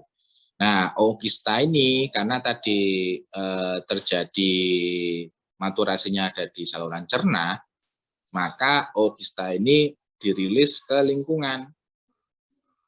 Nah, lewat apa ya? Lewat feses, karena kan dari saluran pencernaan tadi. Makanya kalau kalian ingin melihat ookista ya harus ambil sampel feses. Tapi fesesnya ya juga nggak bisa asal ya. Fesesnya harus fesesnya definitif host. Fesesnya kucing atau harimau atau singa gitu ya. Jangan ngambil fesesnya sapi. Nggak akan ketemu karena sapi hanya intermediate host. Nah, ini ya. Ini kita ke stadium infektif dulu. Jadi begitu rilis ookista ini kan ada dalam feses. Nah, feses kan dikeluarkan di lingkungan tuh ya. Nah, di lingkungan ookista akan mengalami sporulasi. Ya, sporulasi. Jadi Toxoplasma gondii ini akan menular ya ketika ada ookista yang bersporulasi yang tertelan oleh inang perantara. Jadi itu kata kuncinya, bersporulasi. Selama ookista tadi belum bersporulasi, terus tertelan gitu ya, itu tidak akan terjadi penularan, tidak infektif, ya, tidak infektif. Nah, ini membutuhkan waktu sporulasi itu ya, memang membutuhkan waktu dan suhu kelembapan yang cocok, yang pas gitu, baru mereka berkembang. Nah, sporulasinya ini kalau di mikroskop terlihat tadi 2 sporokista yang berisi masing-masing sporokista itu berisi 4 sporozoid ya. Nah, ini yang tertelan. Tertelan karena kan tadi ada di lingkungan tuh ya, tertelan oleh bisa inang perantara. Inang perantara apa? Ya ini berbagai jenis hewan mamalia, nggak hanya mamalia ya, ini kan juga avian juga, unggas itu. Tertelan di tubuhnya hewan lain ya. Bahkan bisa juga ini yang nggak ada di gambar itu bisa juga tikus gitu ya, tikus-tikus liar itu kan juga makannya sembarangan tuh. Nah, intinya masuk di dalam tubuhnya inang perantara tadi, ookista itu kan ada di saluran cerna ya. Nah, dari saluran cerna inang perantara, hewan yang jadi inang perantara, ookista akan pecah, rilis, ikut aliran darah dan menjadi stadium tagizoid ya, yang bentuknya kayak bulan sabit tadi, crescent shape gitu ya. Nah, makanya kalau kita periksa stadium tagizoid ya kita harus ambil sampel darah. Ya. Nah, sekarang karena ini ada di dalam tubuhnya intermediate host atau inang perantara, tagizoid ini bisa lewat 2 jalur. Ya. Mereka akan ikut sirkulasi darah seterusnya, jadi muter di dalam vaskularisasinya inang tadi. Ada juga satu jalur lainnya yang tagizoidnya ini akan masuk ke dalam jaringan. Nah, jaringan ini ya namanya lewat darah ya bisa kemana aja ya, termasuk ada di dalam muskulus. Ya. Nah, di dalam jaringan ini mereka akan membentuk kista, ya, kista atau disebut sebagai kista jaringan, ya. Kista jaringan atau sebelum membentuk kista ini kan punya selubung ya, enkapsulasi. Ketika mereka masuk ke sana, tagizoid ini akan berkembang dulu menjadi bradizoid namanya ya. Nah, bradizoid ketika enkapsulasinya komplit ini menjadi kista jaringan. Nah, kista jaringan. Nah, ini kista jaringan ini yang stay atau bisa dikatakan fase dorman gitu ya. Karena nggak bergerak mereka. Sudah membentuk kapsul tadi itu menunggu sampai termakan inang definitif. Nah, makanya panahnya kan ke atas itu kan ke kucing lagi. Ya ilustrasinya kalau ini kan nggak mungkin kan, kucing makan sapi kan nggak mungkin ya. Mungkin kalau dari mamalia yang tikus itu ya, tikus liar di dalam tubuhnya itu sudah ada kista jaringan termakan oleh kucing. Nah, berarti di dalam tubuhnya kucing tadi, kista jaringan akan rilis ya ke saluran cernanya, memasuki stadium gametogoni ya, gametosit seperti biasa, diferensiasi seperti yang apikompleksa sebelumnya ya. Jadi makro mikrogamet, fertilisasi dan menghasilkan ookista kembali. Nah, itu jadi di situ ada ilustrasi manusia ya. Jadi sudah jelas zoonosis kalau ini toxoplasmosis. Nah, di situ posisinya manusia ini sama dengan intermediate host yang lain, yaitu hewan-hewan ternak itu tadi atau mamalia yang liar yang lain ya. Jadi di dalam tubuhnya manusia bisa diketemukan juga tagizoid di dalam darah, bisa juga diketemukan kista jaringan. Ya. Nah, masalahnya kalau manusianya tadi female, ya perempuan yang sedang mengandung janin, itu ternyata migrasinya tagizoid tadi kan ikut aliran darah tuh ya.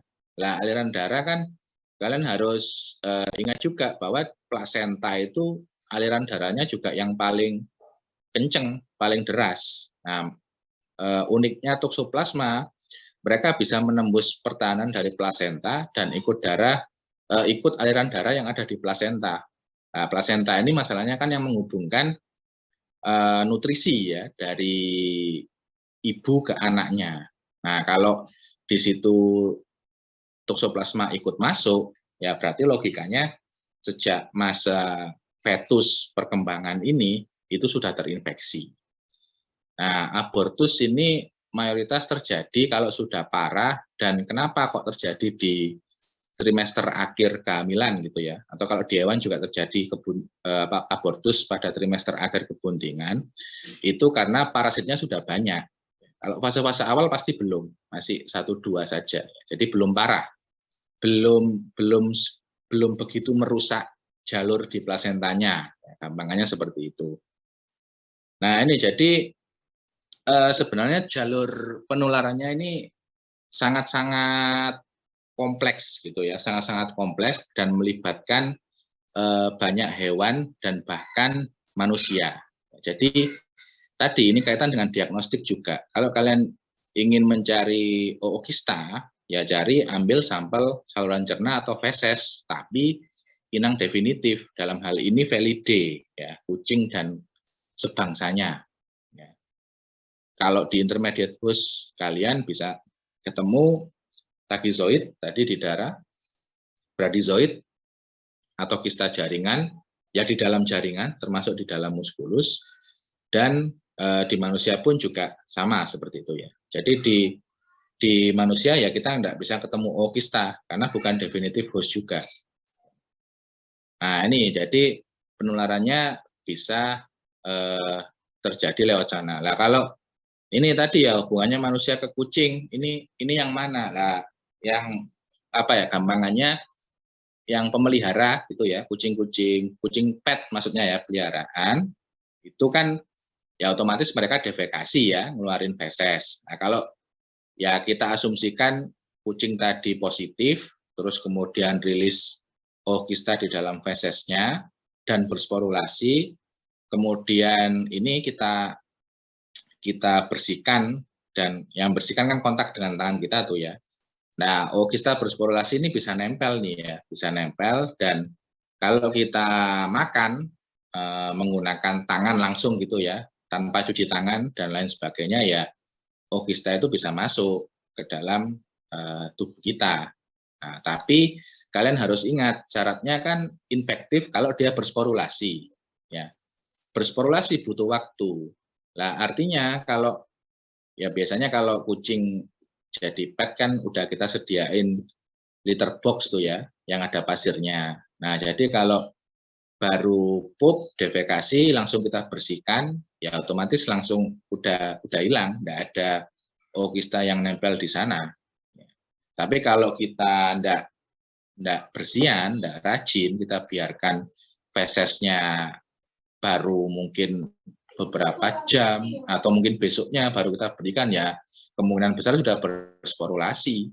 Jadi ya kalau kalian nggak rajin cuci tangan ya bisa nempel di tangan kalian. ini ya kaitannya dengan higien dan sanitasi juga sebenarnya ya, untuk kunci dalam pencegahannya. Nah itu, jadi tertularnya lewat sana. Tapi kalian harus tahu juga, ini berdasarkan data, bisa kalian browsing juga ya. Kasus pada manusia itu justru bukan dari tipikal ookista yang ada di feses tadi, tapi justru dari akibat memakan makanan yang mengandung kista jaringan itu tadi. Itu kan bisa kalian lihat kalau kista jaringan itu kan tanda panahnya juga human juga ya, ke manusia juga. Nah, artinya di situ kalau kita makan misalkan produk ternak itu ya daging sapi, kambing, domba, babi, atau bahkan ayam, itu kalau tidak dimasak dengan benar, kista jaringan ini bisa masuk ke dalam tubuh kita, dan kita otomatis juga terinfeksi toksoplasma juga.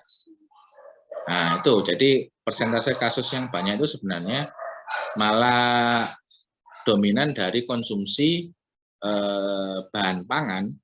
Ini tidak hanya bahan pangan sebenarnya, ada dari sayuran juga malah ya. Sayuran, tumbuh-tumbuhan, kan juga dimakan tuh ya sama manusia. Kalau masaknya, membersihkannya tidak bagus, tidak benar, dan di situ nempel ookista yang bersporulasi, ya kita bisa tertular juga.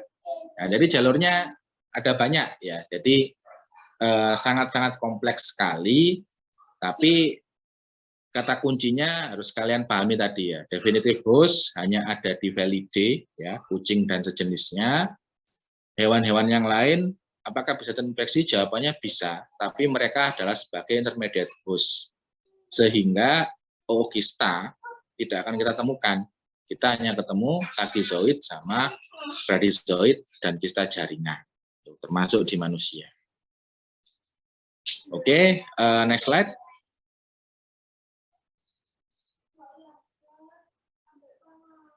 Nah, ini ya, ini penjelasannya yang tadi, ya, penjelasannya yang dari siklus hidup tadi. Mungkin next slide saja. Jadi kata kuncinya memang di ookista tadi ya, bersporulasi. Nah, ini ya takizoid. Kalau mau nyari takizoid di mana? Ada di dalam darah. Ya, jadi ya pemeriksaannya ya pemeriksaan ulas darah seperti di protozoa darah yang lain.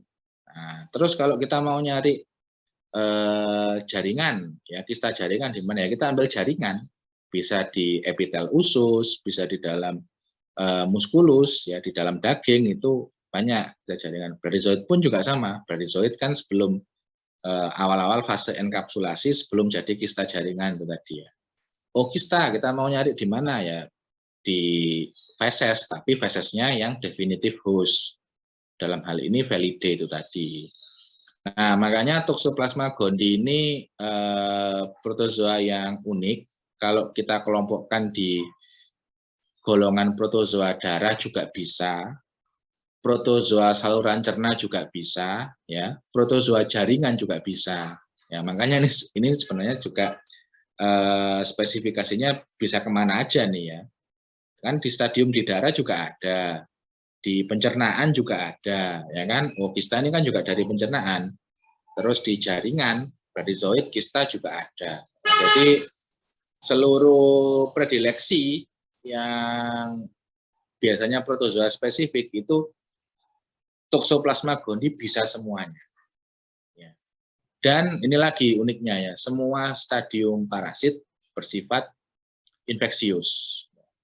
Jadi tidak hanya stadium diagnostik ya, bisa diperiksa di laboratorium, tapi juga stadiumnya infeksius juga. Nah, semuanya ya kita kaitkan dengan siklus hidup tadi ya, takizoid masuk, dia akan rilis ke dalam jaringan, ya jadi kista jaringan. Kista jaringan termakan, masuk ke dalam tubuh host yang lain, juga pecah, rilis jadi takizoid, ya menginfeksi lagi. Ookista bersporulasi, termakan, ya dia juga akan rilis jadi takizoid lagi. Nah, jadi semuanya bisa berkembang, tapi terbentuk sampai ookista hanya ada di definitive host. Nah, itu kata kuncinya ya. Oke, next slide.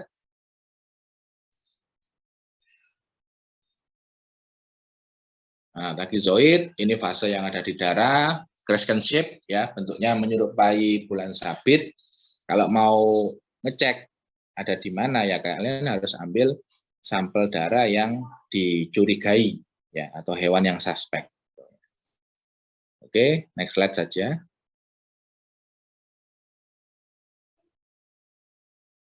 Nih bentukan-bentukannya ya. Jadi ini juga sama menggunakan staining atau pewarnaan Giemsa ya. Makanya kan warnanya keunguan ya, karena ini kita deteksinya dari dalam sampel darah. Oke, next.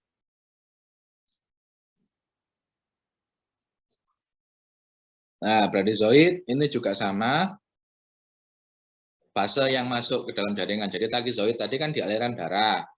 Masuk aliran darah ketemu jaringan ya. Masuk ke dalam sana. Nah, jaringan ini takizoid akan berubah jadi bradyzoid. Nah, bradyzoid mengalami enkapsulasi ya, punya selubung, punya pelindung ya gampangannya. Contohnya di dalam muskulus tadi mereka sudah bisa dikatakan sebagai kista jaringan. Nah, itu kalau termakan inang yang lain ya, kista tersebut pelindungnya akan pecah dan rilis menjadi takizoid lagi. Tuh. Oke, next slide. Ini dalam jaringan ya. Jadi jaringan ini dalam artian bisa semua jaringan ya. Tidak hanya pencernaan ya, bisa juga di sistem saraf pusat pun juga ditemukan, termasuk di plasenta pada saat kondisi hewan bunting atau manusia yang sedang menjalani masa atau fase kehamilan itu tadi. Oke, next slide. Nah, ookista, kata kuncinya tadi ya, mereka akan infektif ketika sudah bersporulasi. Nah, selama belum bersporulasi, meskipun termakan ya, katakanlah ada ookista nih termakan, tapi belum sporulasi, ya tidak akan terjadi kelanjutan siklus hidup. Artinya mereka belum infektif, belum bisa meneruskan siklus hidupnya. Tuh, makanya kenapa ookista ini rilis dalam feses? Karena gametogoninya ya, perkembangan seksualnya ini terjadi di dalam ususnya inang definitif, bisa kucing atau mungkin keluarga Felidae yang lain. Nah, ini jadi biasanya membutuhkan waktu sekitar 3 sampai 5 hari ya, baru sporulasi itu komplit dan bisa menginfeksi ke induk semang yang lainnya. Makanya kalau kita mau periksa ya ambil aja fesesnya gitu ya, karena kan ya enggak mungkin kita langsung ambil usus kucingnya gitu ya, kecuali kucingnya sudah mati, sudah dinekropsi gitu. Oke, next slide. Nah, ini bentukannya secara mikroskopis, jadi hampir sama dengan parasit genus Isospora. Ya, Isospora. Jadi makanya bedanya hanya di ukuran saja, ya kita harus ukur tuh di skala mikron. Kalau pakai mikroskop trinokular itu bisa kita ukur ya panjang dan lebarnya dari ookista yang terdeteksi pada feses itu tadi. Oke, next slide.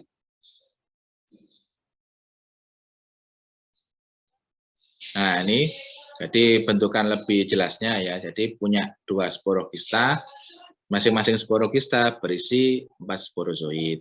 Ya. Next. Nah, jadi cara penularannya ini sangat-sangat beragam gitu ya.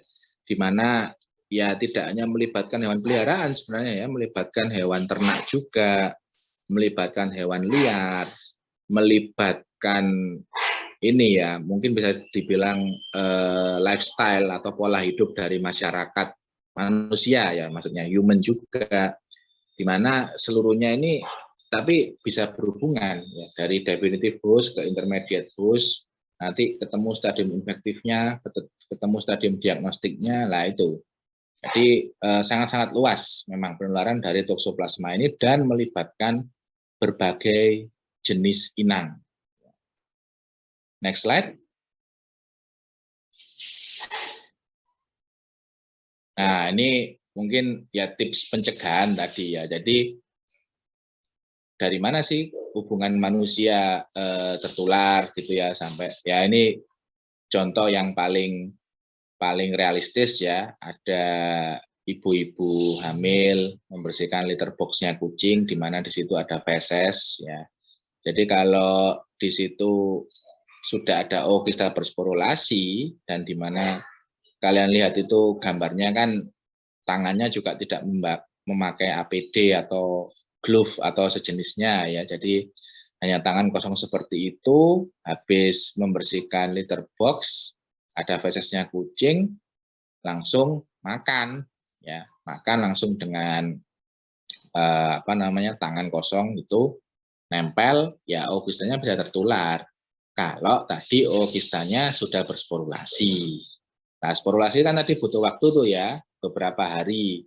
Nah, kalau kita rajin bersihkan, biasanya ya habis pup gitu langsung kita serok, langsung kita hilangkan fesesnya, ya berarti ookista yang nggak sempat bersporulasi dan kita pun juga nggak akan tertular. Tapi ya tetap cuci tangan pakai sabun ya. Jadi sebenarnya ya tidak benar kalau pelihara kucing ya pasti toksoplasmosis ya enggak. Kalau kita sudah tahu cycle-nya dan kita sudah tahu cara pencegahannya ya pasti tidak akan tertular itu ya. Terutama kita yang lebih dekat ya, karena kucing kan juga pasien-pasien kita ya. Kita nggak tahu statusnya itu positif atau negatif, tapi kita udah tahu cara pencegahannya. Oke, next slide.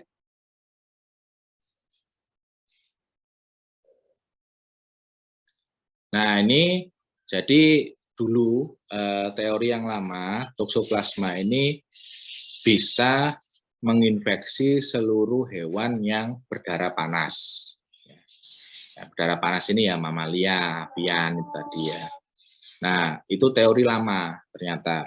Sekarang sudah dibuktikan bahwasannya toksoplasmosis ini juga terjadi di hewan berdarah dingin. Ya, reptil ya, ini salah satu yang saya kutip screening pada ular gitu ya, diambil di jaringannya, kista jaringan, terus di screening, ternyata positif ada toksoplasmosisnya. Nah, begitu juga ada update penelitian-penelitian di hewan berdarah dingin yang lain seperti di berbagai jenis ikan itu ya, itu ternyata juga bisa hidup toksoplasma di dalam tubuhnya ikan. Nah, artinya kan teorinya sekarang sudah bergeser ya, sudah tidak hanya terlokalisir di hewan berdarah panas, tapi di hewan berdarah dingin pun juga tetap sama-sama beresiko. Nah, gitu. Ini salah satu contohnya di berbagai jenis ular ternyata ditemukan positif toksoplasmosis. Oke, next slide. Oh, sudah habis ternyata. Ya, mungkin bisa ditutup dulu. Ada pertanyaan nggak sampai di sini?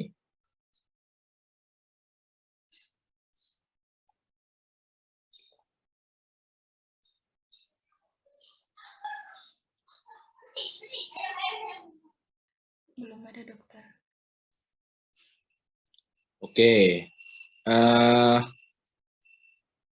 Ini ya, kalau gitu mungkin kita langsung lanjut aja ke materi praktikum ya.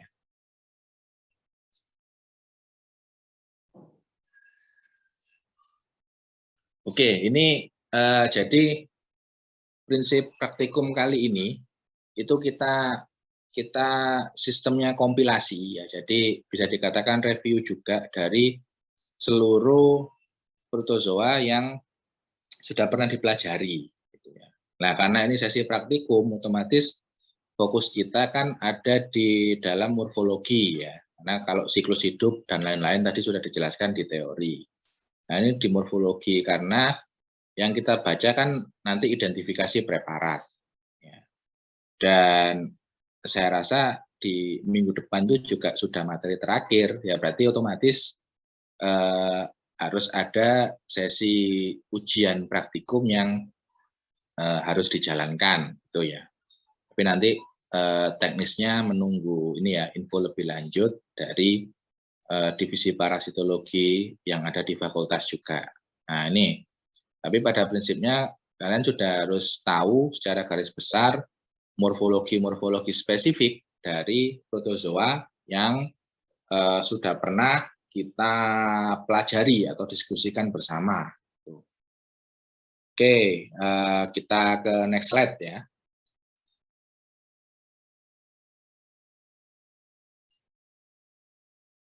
Nah, ini yang pertama ini ya morfologinya sudah khas ini ya, punya undulating membran, bentuknya panjang, berflagel.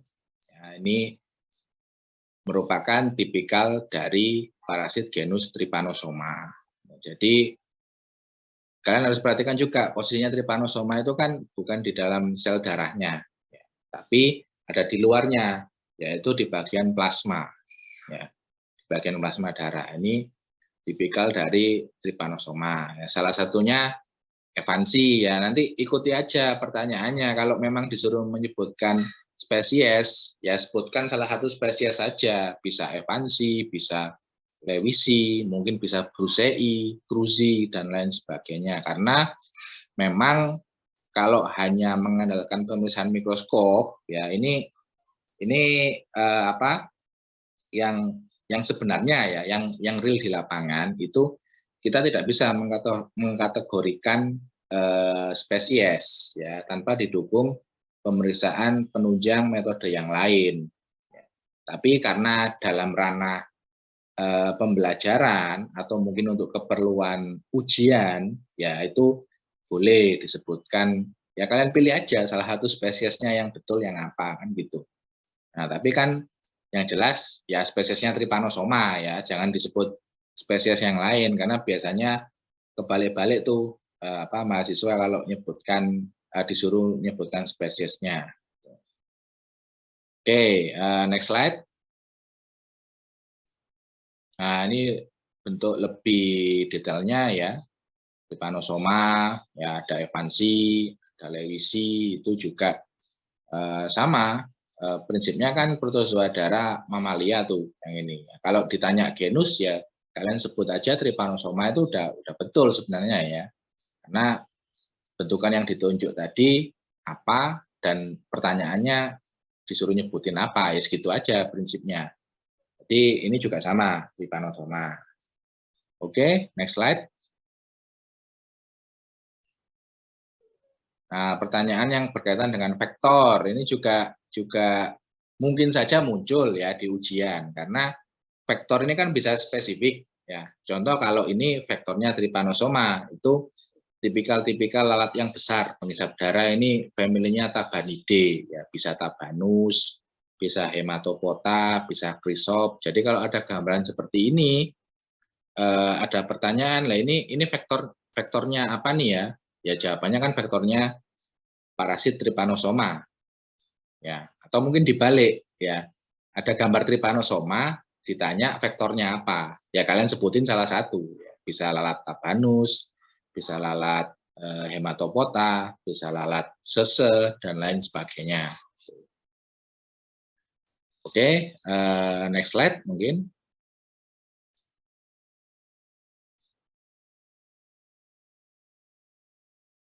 Nah, ini juga ada kalau kita masih bicara flagellata ya atau protozoa yang berflagel itu ada dari genus Trichomonas ya. Trichomonas ini ciri khasnya kalau kalian lihat di ilustrasi itu mereka punya flagel sebenarnya sama dengan Trypanosoma ya. Ada flagel anterior, ada flagel posterior, tapi Trichomonas ini genus Trichomonas yang flagel anteriornya ini punya sejumlah 4 dan flagel posteriornya punya 1. Yang anterior itu yang atas tuh, yang kayak rambut tuh ya. Itu kalau dihitung nanti ada 4 ya, ada 4 buah flagel. Oke, next slide. Nah, kalau ini Histomonas ya, Histomonas meleagridis ini bisa juga pertanyaan tipikal model life cycle seperti ini ya. Jadi kalian dikasih gambaran siklus hidup ya seperti ujian praktikum yang lalu lah. Terus ditanya, ini siklus hidupnya parasit apa nih ya? Atau mungkin dari siklus hidup tersebut ditanya stadium infektif yang mana? Yaitu bisa saja seperti itu. Oke, next slide. Nah, kalau ini protozoa saluran cerna, ya, yang kemarin Entamuba coli, ini adalah stadium kista. Ya, jadi kalau kalian tipsnya untuk menandai ini stadium apa. Kalau Entamuba kan saluran cerna yang paling besar ada Entamuba sama Balantidium. Kalau ditanya fasenya atau stadiumnya apa, itu bisa kita tentukan sebenarnya ya. Karena siklus hidupnya mereka cuma 2 fase aja, kista sama tropozoid. Nah, bedanya kista ini bentuknya pasti bulat sempurna. Ya, jadi kalau kalian lihat di slide itu, nggak ada bentuk asimetrisnya itu nggak ada. Kan tepinya itu kan bulat sempurna gitu ya. Itu kista pasti. Nah, karena fase yang satunya, yang tropozoid, itu bentuknya yang asimetris. Ya, jadi bisa lonjong, agak panjang, mungkin ya bulat tapi bulatnya nggak sempurna juga, itu juga bisa. Nah, jadi sangat-sangat memungkinkan kalau ada pertanyaan stadium gitu ya, stadium apa itu. Nah, ini yang bulat sempurna ini stadium kistanya. Kistanya siapa ya? Ini Entamuba, yang ini Entamuba coli. Nah, next slide. Nah, ini ya kista. Kalau di-compare dengan tropozoid kan jauh ya, karena ya tropozoid ini pasti asimetris. Ya, kista kondisinya kalau di pemeriksaan mikroskopis ini pasti bulat sempurna, seperti yang ada di gambaran slide tersebut. Next slide. Nah, ini juga sama. Ini yang bulat sempurna itu kista, yang sampingnya tropozoid. Cuman beda. Ini yang Balantidium coli. Ya, tadi Entamuba, ini Balantidium. Loh, taunya dari mana, Dok? Nah, taunya kalian lihat tuh bentukan yang warna merahnya kontras itu ya, yang agak lonjong di dalamnya itu loh. Nah, itu sebenarnya inti ya, inti namanya makronukleus ya. Jadi sebenarnya kalau ilustrasi morfologinya itu ada makronukleus sama mikronukleus. Cuman mikro ini karena kecil, kadang di pemeriksaan pewarnaan biasa itu nggak terdetek. Yang terdetek dari Balantidium itu yang makronukleusnya. Nah, jadi yang bentuknya kontras merah yang lebih tua itu makronukleusnya. Dan ini Entamuba nggak punya. Yang punya hanya genus Balantidium. Ya, jadi kalau ditanya ini parasit genus apa? Genus apa ya? Genusnya Balantidium. Tapi kalau bergeser pertanyaannya di stadium ya tadi kalau kalian dapat preparat yang bentuknya bulat, ini tetap yang kista tadi ya. Yang asimetris lebih besar, lebih lonjong ini itu yang tropozoid. Ya. Oke, next slide.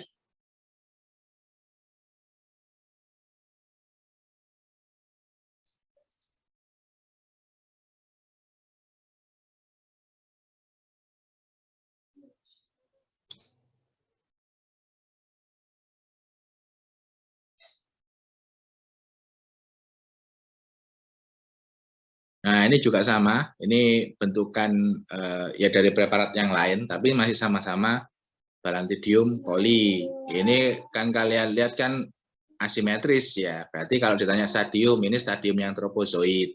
Ya, tropozoid dari Balantidium. Oke, next slide.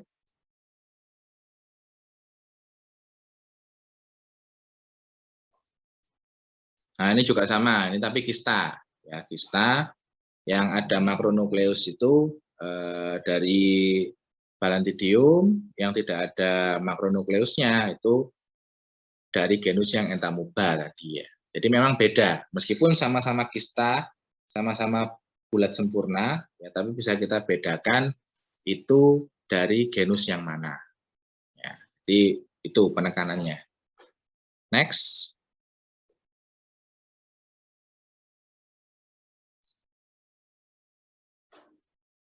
Nah, kalau ini masih predileksi saluran cerna juga, ya, tapi ini karena beda genus. Ya, kalau tadi kita bicara Entamuba, Balantidium itu kan cuma ada kista tropozoid. Nah, kalau ini itu dari genus yang Emeria. Ya, Emeria itu ciri khasnya ini, kista ini diambil dari sampel feses. Ciri khasnya adalah satu, ya, yang oval itu ya, bentukan yang oval itu satu kista. Itu mereka punya 4 sporokista. Ya, makanya itu kan isinya ada 4 tuh ya. 1, 2, 3, 4. Nah, masing-masing sporokista itu berisi 2 sporozoid. Ya, jadi kebalikannya toksoplasma tadi. Toksoplasma kan isinya, kistanya kan isinya 2 sporokista, masing-masing sporokista isinya 4 sporozoid. Nah, kalau Emeria punya 4 sporokista, masing-masing sporokistanya berisi 2 sporozoid. Nah, ini tipikalnya ookista dari genus Emeria. Oke, next slide.